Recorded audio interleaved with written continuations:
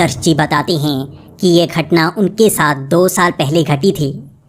तब उनकी शादी पायल के साथ होने वाली थी। आदर्श और पायल कॉलेज में पढ़ा करते थे और उन्होंने तभी डिसाइड कर लिया था कि वो दोनों शादी करेंगे। पहले तो उनके घर वाले मान नहीं रहे थे, लेकिन बाद में उन्हें मानना ही पड़ा था। उन्होंने शादी का प्रोग्राम बहुत ही सिंपल रखा था, जिसमें ज़्यादा मेहमान नहीं आए हुए थे। यही कारण था कि जितने भी मेहमान आए थे वो घर में ही रुके हुए थे। इस तरह शादी का प्रोग्राम बहुत ही बढ़िया हुआ और शाम के 6 बजे सब घर आ गए। अभी वक्त काफ़ी हो चुका था, इसलिए मेहमान घर से जाने वाले नहीं थे। वैसे भी वो सब आदर्श और पायल को तंग कर रहे थे।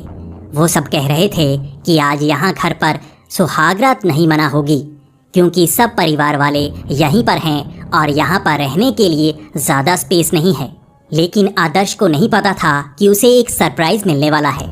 रात के वक्त आदर्श के पापा ने आदर्श को गोवा की टिकट्स पकड़ा दी और कहा कि कल सुबह ही तुम्हें गोवा के लिए निकलना है। तुम दोनों अपना हनीमून गोवा में ही जाकर मनाना। आदर्श बहुत ही खुश था और पायल भी बहुत ही खुश थी।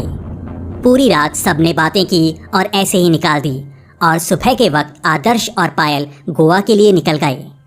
वो गाड़ी के रास्ते से गोवा जाने वाले थे। गाड़ी आदर्श ड्राइव कर रहा था और इसमें लगभग पूरा दिन लगने वाला था। ये वक्त शाम का था और आदर्श गाड़ी चलाकर काफ़ी थक गया था, लेकिन उसके अंदर एक्साइटमेंट थी क्योंकि उसकी आज सुहागरात थी। आदर्श और पायल बहुत ही रोमांटिक मूड में थे और इसी तरह वो शाम के वक्त गोवा पहुंच ही गए थे। जब वो दोनों वहां पर पहुंचे तो उन्हें पता लगा कि उनके लिए एक विला बुक किया गया है। आदर्श बहुत ही खुश था और वो दोनों विला में गए और चेंज करने लगे। ये वक्त रात के 9 बजे का होगा और आदर्श को बार बार फ़ोन आते जा रहे थे। उसके दोस्त जानबूझकर उसे परेशान कर रहे थे और उसके घर वाले भी बार बार उसे फ़ोन कर रहे थे। पायल तैयार होकर बेड पर बैठ गई थी और उसके बाद आदर्श भी बार बार फ़ोन सुनने के लिए बाहर जा रहा था। लगभग 9:30 बजे आदर्श को आखिरी बार फ़ोन आया और वो फ़ोन सुनने के लिए बाहर गया। सब घर वाले वीडियो कॉल लगाकर घर पर उससे बात कर रहे थे। ये बात 15 मिनट तक चली होगी और उसके बाद आदर्श ने फ़ोन काट कर उसे स्विच ऑफ कर दिया। उसके बाद आदर्श जैसे ही कमरे में आया तो उसने देखा कि पायल उसके सामने बेड पर बैठी हुई थी। पायल ने शादी वाला जोड़ा पहना हुआ था और आदर्श ने भी वहाँ पर शेरवानी पहनी हुई थी। वो दोनों उस रात को उनकी पहली रात बनाना चाहते थे, जैसे उन्होंने पहले शादी वाले कपड़े पहने हों। लेकिन आदर्श अब धीरे धीरे पायल की तरफ बढ़ रहा था। आदर्श जैसे ही पायल के पास जाकर बैठा तो पायल के हंसने की आवाज़ आई। आदर्श भी हंसने लगा और उसने बिल्कुल फिल्मी स्टाइल में पायल के ऊपर से घूंघट हटाया। लेकिन पायल बहुत ही अजीब तरह से हंस रही थी और आदर्श भी देख रहा था, क्योंकि पायल की हंसी ऐसी नहीं थी। लेकिन आदर्श ने जैसे ही पायल की गाल पर हाथ लगाया, पायल ने जैसे आदर्श को धक्का दिया हो। आदर्श अब गुस्सा हो रहा था। उसने कहा कि तुम कैसी हरकतें कर रही हो। लेकिन पायल अब हंस रही थी। उसका यही कहना था कि चले जाओ यहाँ से। वो अब बड़ी ही अजीब हरकतें करने लगी थी और बेड से उठकर वो जैसे आदर्श को धक्के मार रही थी। आदर्श ने पायल की आंखों में देखना चाहा और उसे उसकी आंखें लाल नजर आईं। ये पायल नहीं थी। उसकी आवाज़ भी आधी मर्द जैसी और आधी औरत जैसी थी। आदर्श बहुत ज़्यादा डर गया था और वो कमरे से बाहर चला गया।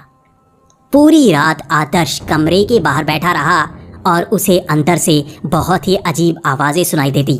वो अंदर जाकर देखता और पायल उसे दीवारों पर खरोंचती हुई नजर आती। पायल मर्द जैसी आवाज़ में बातें कर रही थी। आदर्श बहुत ज़्यादा डर गया था, क्योंकि उसने पहले पायल को इस तरह से कभी नहीं देखा था। अगली सुबह जब आदर्श पायल के कमरे में गया तो पायल उससे पूछने लगी कि क्या हुआ, मुझे कुछ याद क्यों नहीं है। आदर्श ने पायल को कुछ नहीं बताया और वो गाड़ी लेकर दोबारा मुंबई आ गए। पायल जानना चाहती थी, क्योंकि उनका ट्रिप 5 दिन का था, वो क्यों दूसरे ही दिन वापस आ गए। इसके बाद भी आदर्श ने उसे कुछ नहीं बताया। आदर्श ने घर वालों को भी सब कुछ बता दिया और वो पायल को लेकर एक बाबा के पास पहुंच गए। बाबा ने पायल पर कई तरह के झाड़ फूंक किए और बताया कि इस लड़की पर एक प्रेत का साया था जो अब इसे छोड़ चुका है। बाबा ने कहा, शायद तुम किसी ऐसी जगह पर रुके थे जहां पर इसी तरह का प्रेत था। कोई भी प्रेत इस तरह से नई सुहागन पर नहीं चढ़ता, लेकिन ये प्रेत यकीनन किसी शैतान का हो सकता है। इसके बाद वो घर आ गए। आदर्श ने दोबारा कभी पायल को ये नहीं बताया कि वहाँ पर हुआ क्या था। पायल हमेशा पूछती रहती है कि उसे वहाँ पर जो भी हुआ वो याद क्यों नहीं है, लेकिन आदर्श उसे कुछ नहीं बताता।